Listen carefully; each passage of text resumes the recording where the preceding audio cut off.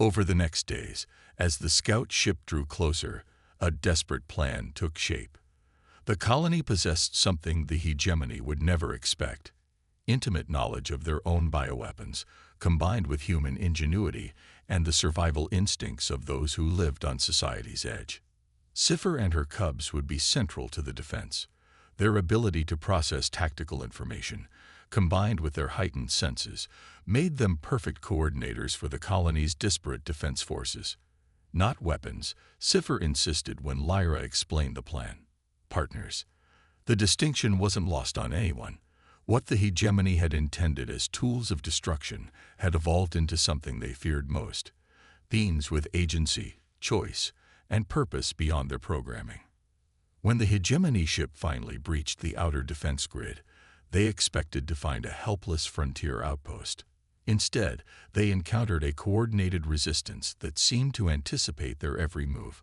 Colony defenders moved like shadows through maintenance tunnels, striking and vanishing before the hegemony forces could respond. Their communications were disrupted by precisely targeted interference. At the center of it all, Cipher and her cubs processed incoming data and relayed strategies through a network of Droveri intermediaries, their limited telepathic abilities amplified by technology the colony's engineers had developed by studying their neural patterns. The hegemony commander, a coldly efficient member of a species known for their logical precision, found himself in the unprecedented position of being outmaneuvered by what his intelligence had dismissed as primitive dissidents. The turning point came when Lyra, working with a team of Droveri technicians, managed to access the hegemony ship's central database. What they found confirmed their suspicions: Operation Purge, a systematic campaign to eliminate all evidence of abandoned bioengineering projects across the galaxy. But they also found something more valuable: proof that the hegemony had violated its own foundational treaties by creating and abandoning sentient species. The kind of proof that, if transmitted to the right authorities, could fracture the hegemony's careful political alliances. As the battle reached its climax, Lyra prepared to broadcast this evidence across all available channels. The hegemony commander, recognizing the catastrophic diplomatic consequences, attempted a desperate final assault on the colony's communication array. Cipher intercepted him personally. The commander, a member of the very species that had engineered her for killing, found himself face to face with his creation. "You were designed to serve," he said, his translator rendering his clicks and whistles into standard language. "You were never meant to think, to choose. Yet I do both," Cipher replied. "Your failure, my freedom." Their confrontation ended not with violence but with choice. Cipher, designed to kill without hesitation, opted instead to restrain, to demonstrate the very flaw that had led to her abandonment. The evidence reached not just the neighboring systems, but the central worlds of the hegemony itself. Species that had long accepted the collective's utilitarian approach to life were confronted with the reality of their practices: the casual creation and disposal of sentient beings. In the aftermath, as diplomatic chaos engulfed the hegemony, the colony of New Horizon found itself unexpectedly at the center of a galactic conversation about rights, personhood, and the consequences of playing creator. Lyra stood with Cipher on an observation deck, watching as ships arrived from distant systems. Journalists, diplomats, scientists, all drawn by the story of the abandoned bioweapons who had helped defend a human colony against their creators. "Did you know it would end this way?" Lyra asked. "When I found you on that planet." Cipher's translator hummed as she considered. "No. Expected death. Fought anyway. For cubs. And now. Now, we choose." Cipher's 6 eyes focused on the stars beyond the viewport. "All discarded things, all broken things. We choose our purpose now." Already, word had reached them of other failed experiments emerging from hiding across the rim worlds.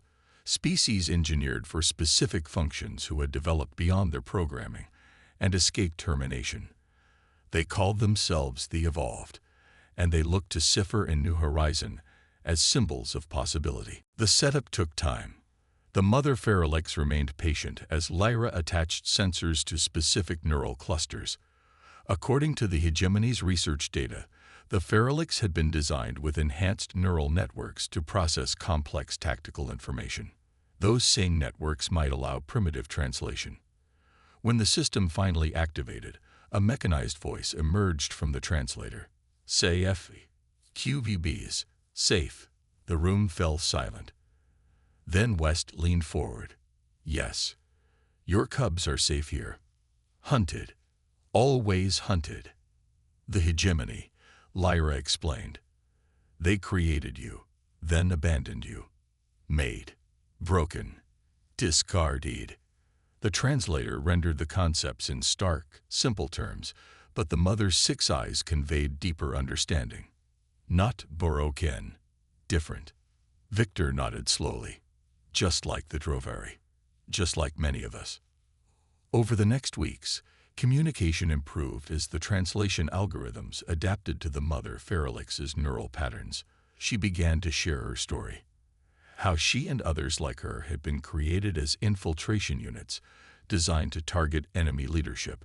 How they had been trained through brutal conditioning to obey without question. But something had changed. During a training exercise, she had been ordered to eliminate a wounded handler. She had refused, not out of fear or programming failure, but because she recognized the unnecessary cruelty of the command. Other Feralix had followed her example, exhibiting what their creators called critical developmental flaws. Rather than recalibrate what had become a significant investment, the hegemony had deemed the entire project a failure. Most were terminated. Her group, herself, and several pregnant females had been transported to Terminus VI for observation, then abandoned when the facility was evacuated. She alone had survived, protecting her cubs in the harsh environment for years, adapting and teaching them to survive. The colony's engineers, meanwhile, worked with Lyra to create a more sophisticated neural interface. The breakthrough came when they incorporated technology salvaged from abandoned hegemony research outposts, technology designed specifically for enhanced species like the Feralix. My name, the mother announced one day, the translator's voice now modulated to sound less mechanical. CIPHER. I am Sci-fi. You named yourself? Lyra asked, amazed. Needed word. Chose word. Sci-fi. Hidden and eaning. Secret QOD. There was undeniable pride in the way she held herself. QB is Aliso in ED will see DJU's woke akin ready. As Cipher and her cubs integrated into the colony, they revealed abilities the hegemony had never documented, perhaps had never discovered. They could process and analyze complex data patterns with extraordinary speed. They could detect subtle chemical changes that indicated deception or aggression. Most surprisingly, they demonstrated a form of limited telepathic connection with each other. Weaponized empathy, Lyra noted in her research logs. The very trait the hegemony considered a flaw may be their most extraordinary adaptation. 3 months after their arrival, sensors detected a hegemony scout ship at the edge of the system. The colony went into lockdown, activating countermeasures designed to mask their presence. But the ship lingered, scanning methodically. They're looking for something specific, West concluded during an emergency council meeting, not just random patrol activity. Santos nodded grimly. They're looking for you, Doc. And your friends. No, Cipher interrupted, her translator now sophisticated enough to convey nuance. Not just us. They search for something larger. Pattern suggests comprehensive scan. Victor frowned. Could they have discovered the colony? Possible, Cipher replied, but inefficient search pattern for known target. Lyra studied the sensor data, a cold realization forming. They're looking for all of their discarded experiments. This isn't about us. It's about cleaning house. She looked up at the council. They're trying to erase the evidence. The implications were clear. The Drovari, the Feralix, and who knew how many other failed experiments, all were suddenly targets for elimination. "Can we evacuate?" someone asked. "To where?" West replied. "This is already the edge of charted space." "We fight," Cipher said simply. Her cubs, now adolescents who had chosen the names Echo, Spectre, and Wraith, flanked her, their postures mirroring her resolve. "Against a hegemony cruiser?" Victor laughed bitterly. "With what?" "Mining lasers and salvaged blasters." "With knowledge," Lyra interjected. "I've been studying Cipher and her cubs. The hegemony's files didn't document half of what they're capable of. They have weaknesses we can exploit." Lyra took her hand. "Dr. Lyra Chen. And I promise you, this is bigger than just one family of abandoned bioweapons. It always is with the hegemony," Captain Santos replied grimly. "Welcome aboard the Defiance. Let's see how fast we can disappear." As the ship accelerated away from the search zone, Lyra knelt beside the mother Feralix, who was carefully checking each of her cubs for injury. Their eyes met, and in that moment, Lyra understood that they had crossed a threshold. She wasn't just a scientist studying subjects anymore. She was a conspirator in something far larger. The hegemony had discarded these beings, assuming they would die forgotten on a doomed planet. Instead, they had found not just survival, but alliance with the one species in the galaxy unpredictable enough to defy an empire for a principle. Humans had a term for it: compassion. To the hegemony, it was inefficient, irrational, and dangerous. They were about to discover just how dangerous it could be. Revolution of the Discarded. The human frontier colony of New Horizon wasn't on any official star charts. Built into the hollowed-out remains of a small moon orbiting a gas giant, it existed in the statistical errors of hegemony census data, home to those who preferred to remain uncounted. Captain Santos guided her ship, the Defiance, through a labyrinth of sensor-reflecting debris fields before approaching the hidden docking bay. Inside, the colony buzzed with the controlled chaos typical of human settlements: merchants haggling over goods, engineers retrofitting salvage technology, and the constant hum of a society building itself from scraps. "Welcome to the edge of nowhere," Santos said as she escorted Lyra and her unusual companions through corridors carved from lunar rock. "Population, whoever the hegemony doesn't want." The Feralix family drew stares, some fearful, others curious, none openly hostile. The frontier colonists had seen too many oddities to be easily shocked. The mother kept her cubs close, her movements graceful despite the unfamiliar environment. She seemed to understand they were among potential allies, not enemies. "The council's waiting," Santos said, leading them to a chamber where 5 individuals sat around a table fashioned from the hull of an old shuttle. Humans of varying ages and backgrounds, united by one common factor: all had reasons to avoid hegemony attention. Dr. Chen, greeted a silver-haired woman. "I'm Counselor Amara West. Captain Santos tells me you've brought us a complicated situation." Lyra stepped forward. These beings were created by the hegemony as bioweapons, then abandoned when they began to show independence. I couldn't leave them to die. "Compassionate, but foolish," said a man with cybernetic implants visible along his jaw. "The hegemony doesn't let go of its assets easily. They'll hunt you, all of us, for harboring them." "They were hunting you anyway, Victor," Santos countered. "Might as well make it for something worthwhile." Lyra activated her datapad, projecting the information she'd gathered. "These aren't mindless weapons. They have intelligence, social bonds, the capacity to learn and adapt. The hegemony abandoned them because they exhibited what they called emotional contamination. Basically, they developed empathy." "Like the Drovari," murmured a younger counselor. "Another experiment they tried to erase." Lyra glanced at Santos. "You mentioned Drovari colonies before. What happened?" West sighed heavily. "Before your time, Doctor. 20 years ago, the hegemony created a humanoid species designed for labor in toxic environments. When some began displaying higher cognitive functions than intended, the hegemony ordered termination of the entire line. Those who escaped found refuge here and in other frontier colonies. Where are they now?" Lyra asked. Among us, Victor said, gesturing around. Some underwent genetic modifications to appear human. Others established their own communities deeper in the colony. The implications stunned Lyra. You're saying the hegemony has a pattern of creating sentient life and then attempting to destroy it when it exceeds parameters. Now you're catching on, Santos said grimly. The perfect society has no room for the unexpected. The mother Feralix had been listening intently. Now, to everyone's surprise, she padded forward and sat directly in front of the council table. Her cubs remained behind, watching from beside Lyra. She wants to communicate, Lyra realized. But how?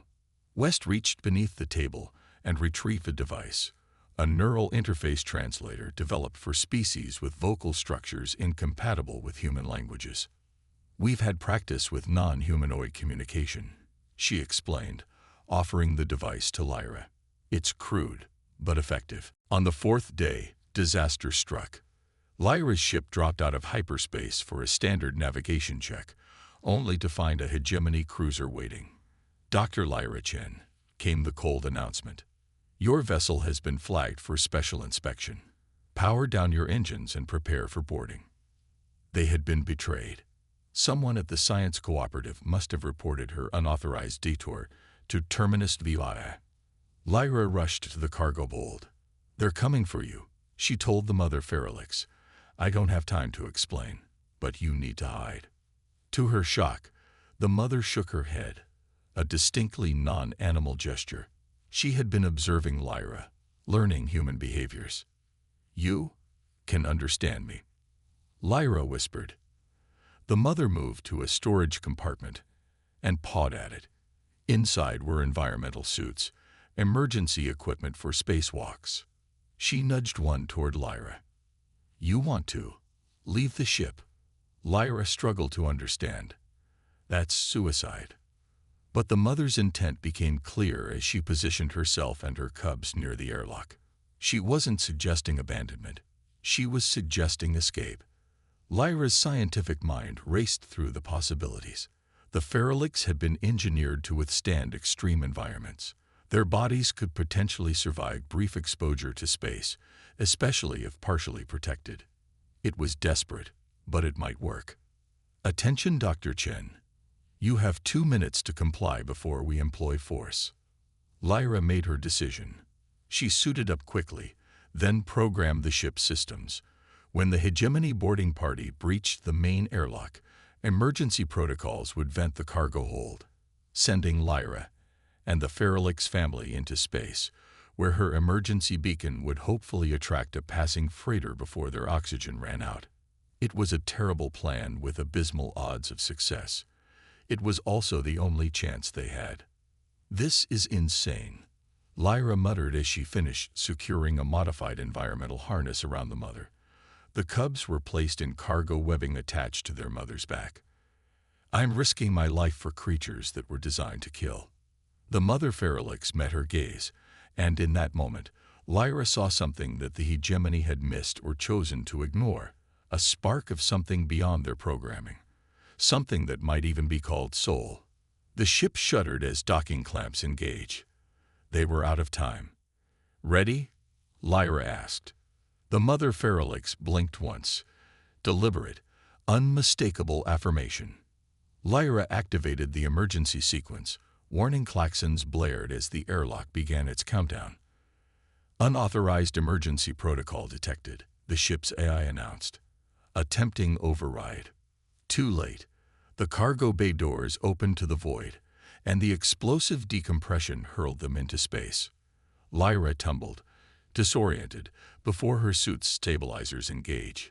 Through her helmet, she saw the mother Feralix and her cubs, their forms rigid in the vacuum, being pulled away from the ship by the force of the decompression. Lyra activated her maneuvering pack and pushed toward them, fighting against the dissipating force of the expulsion. She had to reach them before the hegemony spotted them. As she closed the distance, she saw the mother's eyes. All 6 of them were open and alert despite the vacuum of space. The creature had entered some form of suspended state, protecting herself and her cubs from the killing cold. Incredible, Lyra gasped, securing a tether to the harness she fitted around the mother. You're full of surprises. Her emergency beacon activated, broadcasting on frequencies the hegemony typically ignored, frequencies used by smugglers and rim traders who asked few questions. It was their only hope now. Behind them, the hegemony cruiser loomed, its searchlights scanning the debris field. Lyra activated her suit's stealth mode, dampening its signature. They drifted in the shadow of a small asteroid, barely breathing, as the massive ship passed overhead. Hours later, a battered transport vessel responded to her beacon. When its captain, a grizzled human woman with more scars than regulations, opened the airlock to find Lyra with 4 predators in tow, she merely raised an eyebrow. "Hegemony's looking for you," she said bluntly. "What's your cargo worth to me?" Lyra met her gaze steadily. More than credits. Knowledge. The kind that could change how we see the hegemony forever.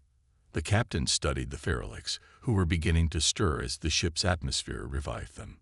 They engineered these creatures and abandoned them to die when they developed beyond their programming. The captain's weathered face hardened. Typical. Same thing they tried with the Drovari colonies.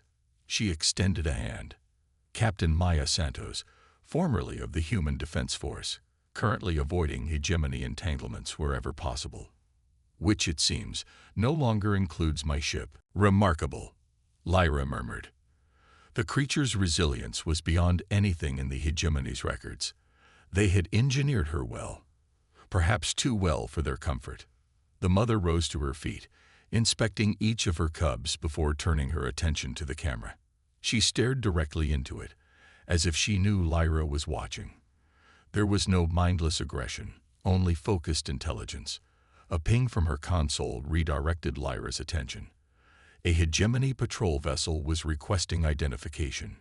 Scan indicates biological signatures inconsistent with your manifest. Dr. Chen, came the emotionless voice of the hegemony officer. Prepare for boarding and inspection. Lyra's mind raced.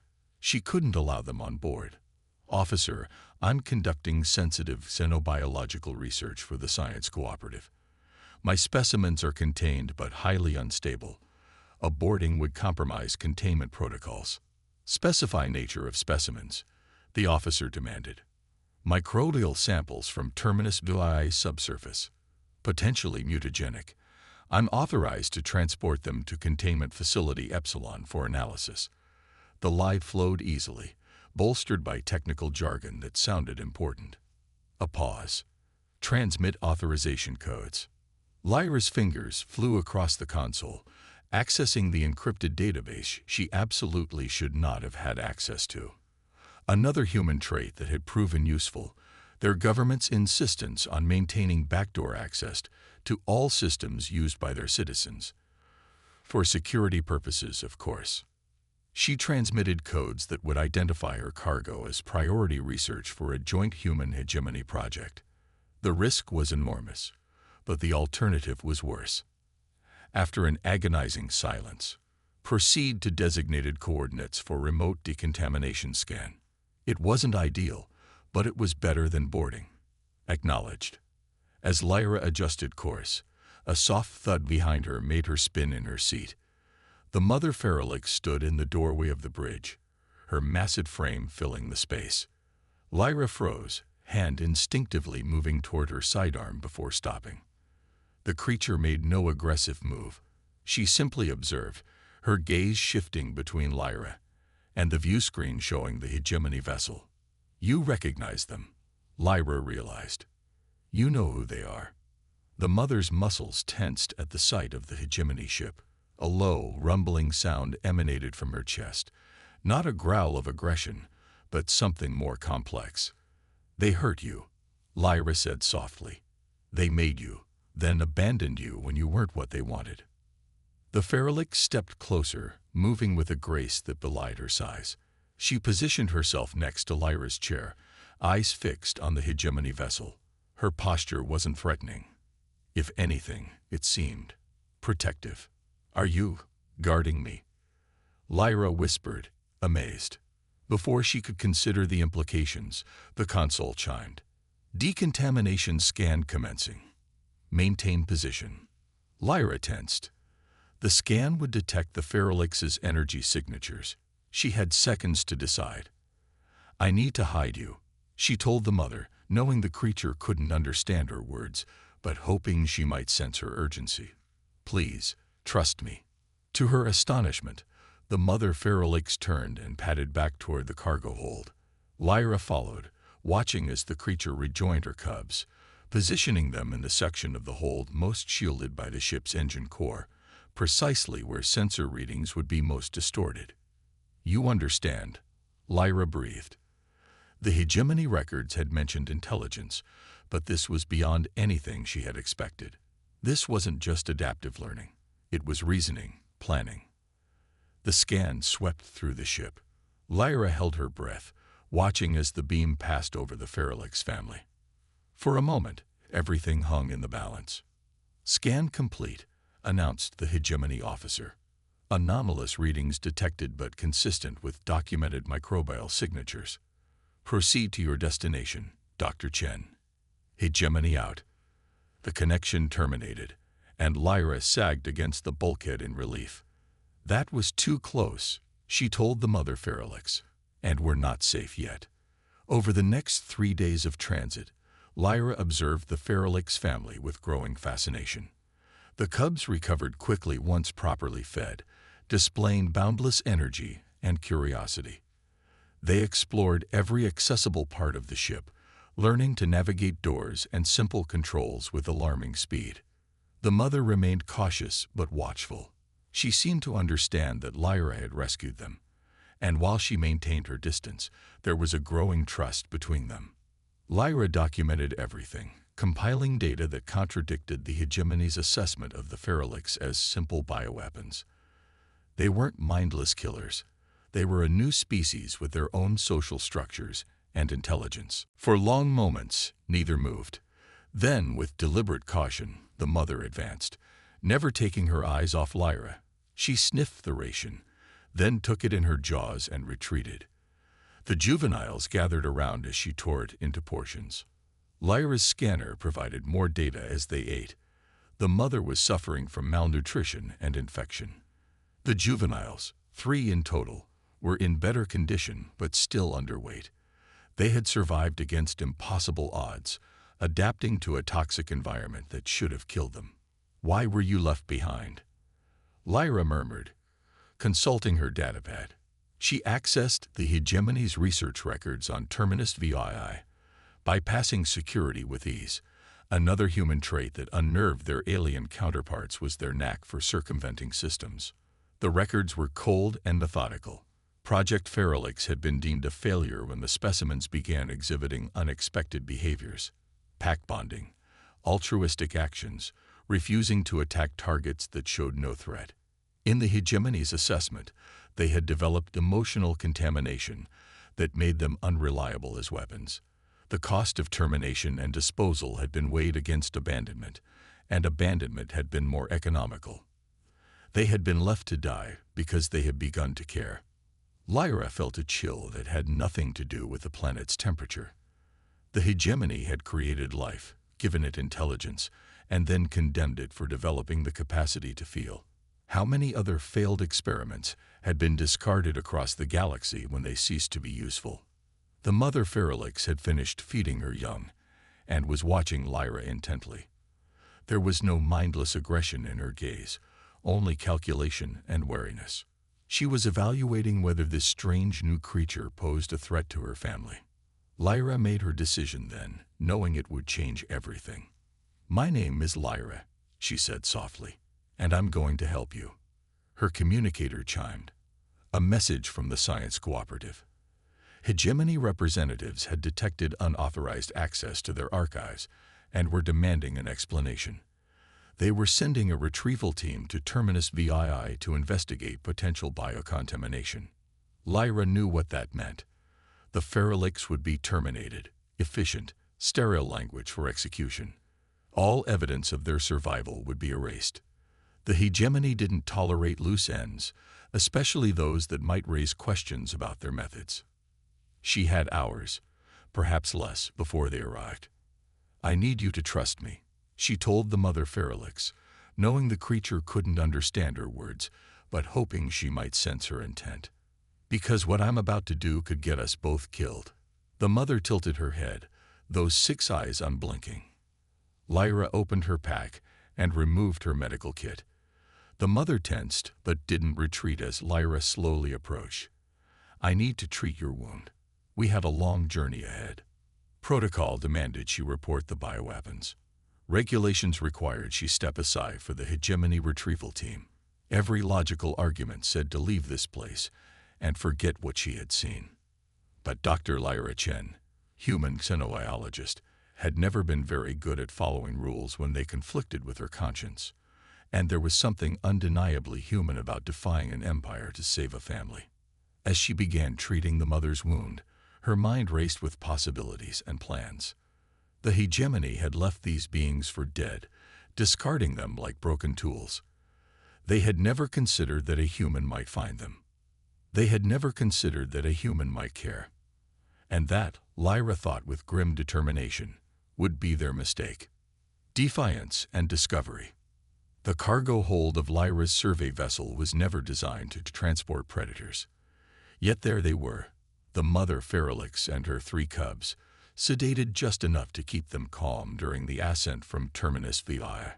Lyra's hands trembled as she logged falsified readings in the ship's registry. According to the official record, she had found nothing of interest on the dying planet. No anomalous readings, no biological signatures, certainly no abandoned bioweapons. If discovered, the deception would end her career at minimum. More likely, it would result in her detention by hegemony authorities, with all the diplomatic complexity that entailed.